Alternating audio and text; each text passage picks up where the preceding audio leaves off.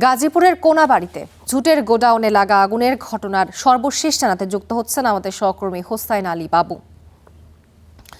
বাবু, নিশ্চয়ই শুনতে পাচ্ছেন আমাকে? বাবু, দেখতে পাচ্ছি যে আগুন কিন্তু এখনো নেভেনি। ফায়ার সার্ভিসকে এখনো এসেছে এবং কোনো আহত বা নিহতের ঘটনা আসলে ঘটেছে কিনা?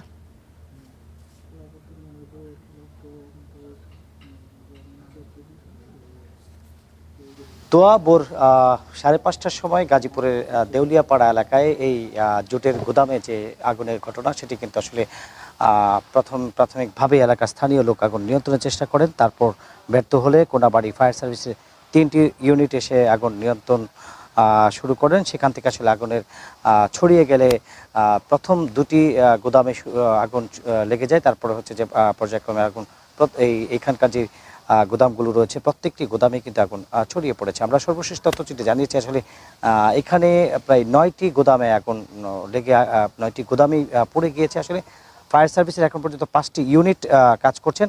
যদিও ফায়ার সার্ভিস বলছে যে আসলে আগুন নিয়ন্ত্রণে চলে আসছে, কিন্তু আগুনের তীব্রতা কিন্তু সময় যত বাড়ছে সেটা কিন্তু বাড়তে শুরু করেছে।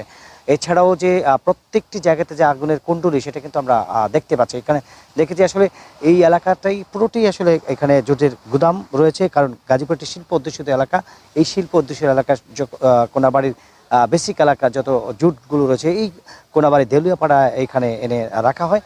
আর এই যে ঘটনা আসলে এখানে আসলে ফায়ার সার্ভিস যেটা জানিয়েছে যে আসলে এই যেভাবে গুদামগুলো রাখা দরকার এবং যেভাবে আসলে প্রয়োজন সেভাবে আসলে তারা রাখছেন। এবং আরেকটি বিষয় জানিয়ে রাখি, আসলে পানি সংকটের কারণে এই ফায়ার সার্ভিসের যে আসলে আগুন নিভাতে বেশ ব্যাক পেতে হচ্ছে। এখনও কিন্তু পানি সংকট রয়েছে। আশেপাশে কোনো পানির ব্যবস্থা না থাকার কারণে আসলে ফায়ার সার্ভিস বড় ধরনের পানি সংকটে পড়েছেন। এই যে পানি সংকট, সেই সংকট থাকার কারণে এই আগুন এখনও নিয়ন্ত্রণে নিয়ে আসতে পারেনি। যদিও বলছে ফায়ার সার্ভিস আগুন নিয়ন্ত্রণে চলে এসেছে, কিন্তু আমরা দেখেছি এখানে এখনও পর্যন্ত কিন্তু আগুন জ্বলছে। তো এই ছিল আমার কাছে গাজীপুর থেকে আগুনের সর্বশেষ। বাবু, আপনাকে ধন্যবাদ।